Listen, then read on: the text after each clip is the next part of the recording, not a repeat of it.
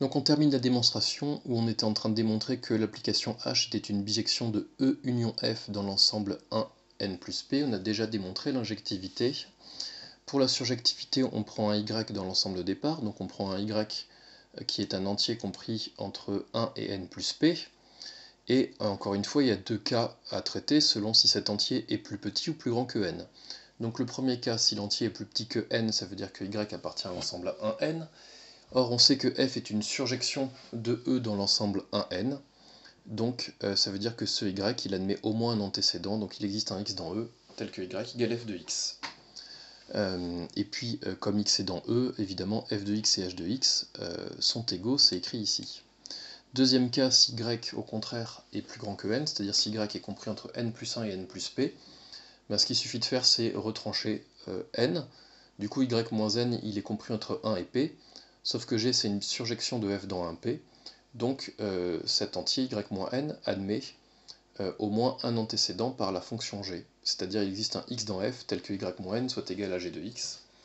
On peut rajouter n, on obtient que y est égal à n plus G de x, et n plus G de x, dans le cas où x vaut f, ça vaut exactement h de x.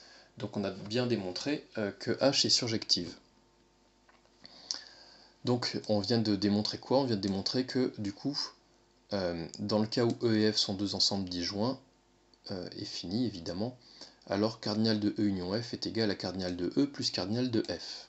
D'accord? Puisque je répète, on a démontré que l'application H est une bijection entre cet ensemble et cet ensemble, ce qui permet de démontrer d'après la définition que E union F est un ensemble fini de cardinal n plus p. On peut appliquer ça au corollaire 2. Si A est une partie d'un ensemble fini E, alors carte de A bar est égal à carte de E moins carte de A. En effet, E est égal à A union A bar, et A et A bar sont deux ensembles disjoints, donc on peut appliquer la proposition précédente qui nous dit que le cardinal de E, donc cardinal de E évidemment, ou cardinal de A union A bar c'est la même chose, mais la proposition précédente nous dit que le cardinal de A union A bar, ça vaut la somme des cardinaux. Du coup, il suffit juste de retrancher carte de A pour obtenir que carte de A bar vaut carte de E moins carte de A. Un corollaire 3 qu'on pourrait démontrer par récurrence consiste à dire que si EK est une famille de n ensembles finis et 2 à 2 disjoints, alors la réunion des EK est aussi un ensemble fini et le cardinal de la réunion serait la somme des cardinaux.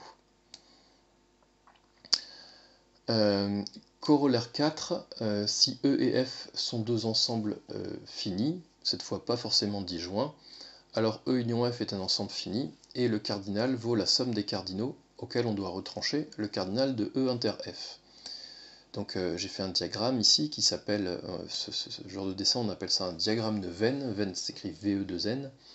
Donc j'ai dessiné deux ensembles E et F, et évidemment vous comprenez que si je faisais cardinal de E plus cardinal de F, évidemment je compterais deux fois les éléments qui se trouvent dans l'intersection qui est ici.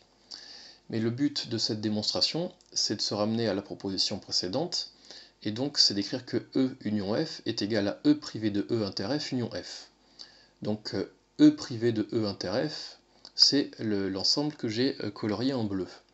Donc vous comprenez bien évidemment que faire E union F ou cet ensemble bleu union F me donne exactement la même chose. Donc j'ai bien l'égalité. Donc cet ensemble bleu, vous avez compris, c'est bien l'ensemble E privé de E inter F. L'intérêt c'est quoi? C'est que ces deux ensembles, l'ensemble F et l'ensemble bleu, ils sont disjoints. Du coup on peut appliquer la proposition précédente qui nous dit que le cardinal, bon, donc E union F ou cet ensemble, on a dit que c'était la même chose.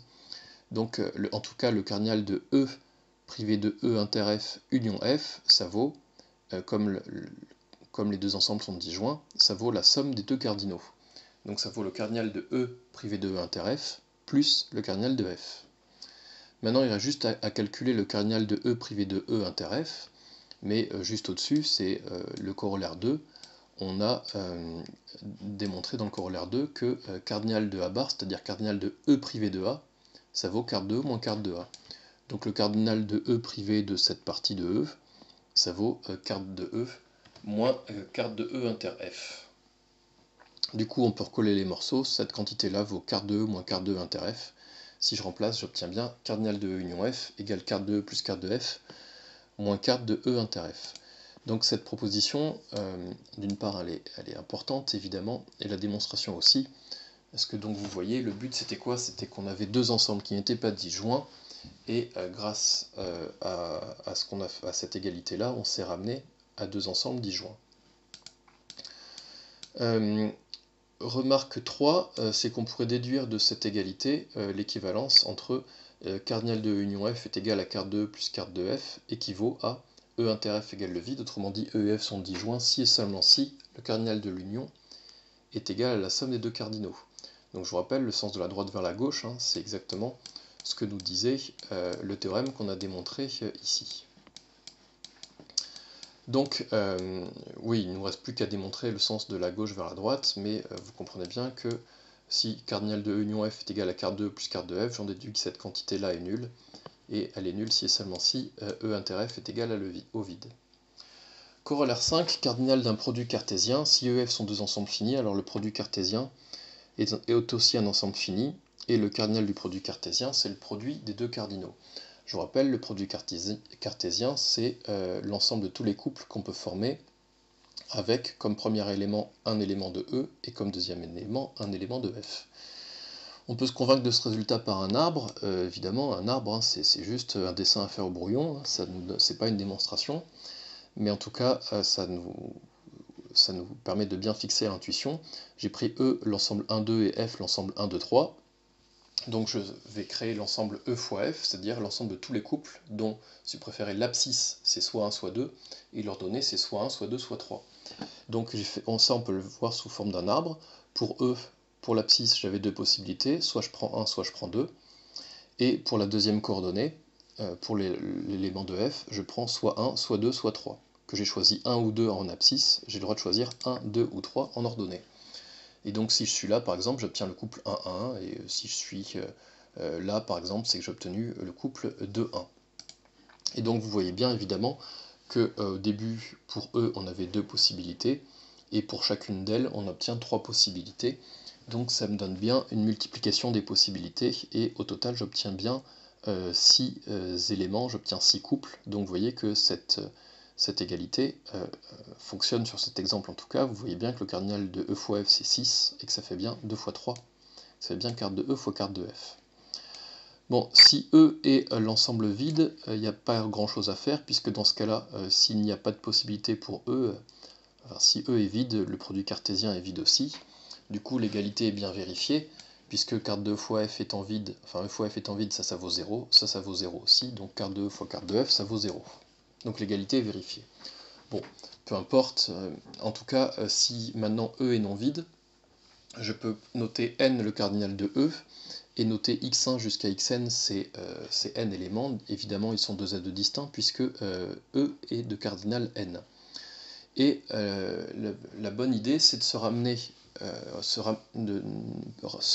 au cas de la réunion. Donc notre produit cartésien peut se ramener sous la forme de la réunion de tous les produits cartésiens xi fois f. En fait, on est en train de dire quoi ici? On est en train ici en fait de prendre tous les couples en disant qu'il y a par exemple d'abord tous les couples qui sont de la forme x1, virgule, un élément de f, et puis tous les couples de la forme x2, virgule, un élément de f, et ainsi de suite. Vous comprenez bien que ce produit cartésien xi fois f, c'est tous les éléments de la forme xi, virgule, y, avec y dans f. Ce qui est intéressant à remarquer, c'est que pour tout i, l'application qui est au couple xi, y associé y est une bijection de ce produit cartésien dans f. En effet, cette application, je peux même vous exhiber sa réciproque, c'est l'application qui a y associe le couple xi, y. On en déduit du coup que f, or f est fini, donc on en déduit que cet ensemble est fini, et qu'il a le même cardinal que f. Et ensuite, il y a juste à remarquer que cette réunion, les xi étant distincts 2 à 2, cette réunion, c'est une réunion d'ensembles qui sont disjoints 2 à 2. Donc le corollaire qui nous permet de calculer le cardinal d'une réunion d'ensemble 2 à 2 disjoints nous dit que ça fait la somme des cardinaux, sauf que tous ces cardinaux ils valent tous carte de f. Donc ici j'ai une somme, j'additionne un entier qui vaut carte de f et qui ne dépend pas de i, donc j'obtiens tout simplement n fois carte de f, c'est-à-dire carte de e fois carte de f.